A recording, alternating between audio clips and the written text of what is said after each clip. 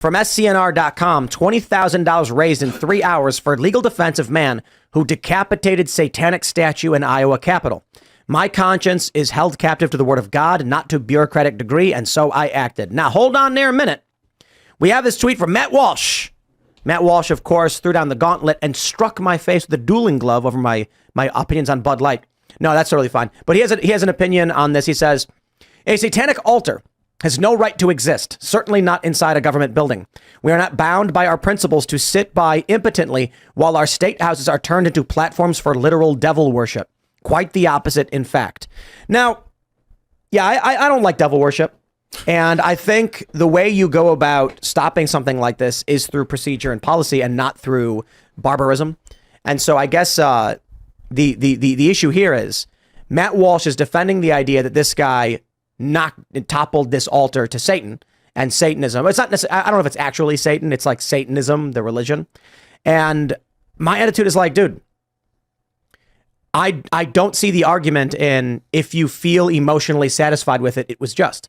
Because that's the argument made by the left for taking Thomas Jefferson down. To be fair, Matt Walsh addresses this and says, obviously there's a difference between a revered historical figure who founded our, components of our country and of our government and Satan. And I'm like, completely agree. And it should be considered a venerable object, which is a legal definition for stuff like that. I don't think a satanic monument is a venerable object.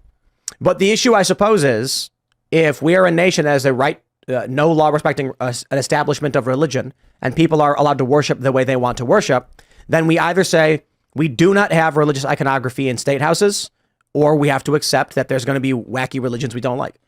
Yeah, to me, I think that the former has to be a problem. This is always the issue with the whole public property sort of concept. It's like, what do you allow versus what it is that you don't, which is why I believe personally all that stuff needs to be limited because, to your point, Tim, you start getting emotional with it and people, yeah, obviously there's a difference between Thomas Jefferson and freaking Satan.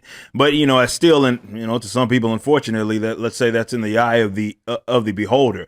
And so to leave it up for a dispute for any Joe Blow to say, hey, when I'm feeling a certain type of way, I get to do this versus when I don't, that's always going to be a problem, which is why I think the public property thing is just a fundamental issue. And look, I'm a realist at the end of the day, so I get it. What Matt Walsh is kind of where he's getting at. Look, man, the game is not we were talking about this in previous segments, man. The game is the game.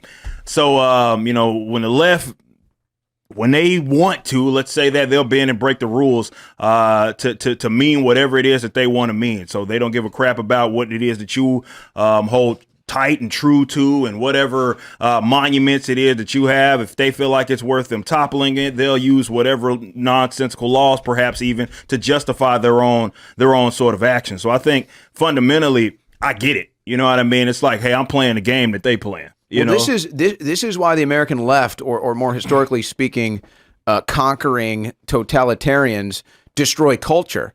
You see, this shouldn't even be a debate in American culture. I mean, we can get into the kind of nuance of, what do you allow in a government building versus what you don't. But if we had a culture, if we had a consistent culture, this wouldn't even be a debate. We wouldn't be talking about should a Christian monument stand or should a historical monument stand. That would be our culture, and we would agree that's our culture. Whether we agree with it spiritually, that wouldn't even be up for debate. A satanic monument shouldn't even be in the debate. But because they've destroyed our culture, and we've got all this infighting now about, what should be here, what should be there, what's the nuance of all these laws? Well, at some point, culture kind of would overwhelm all of that.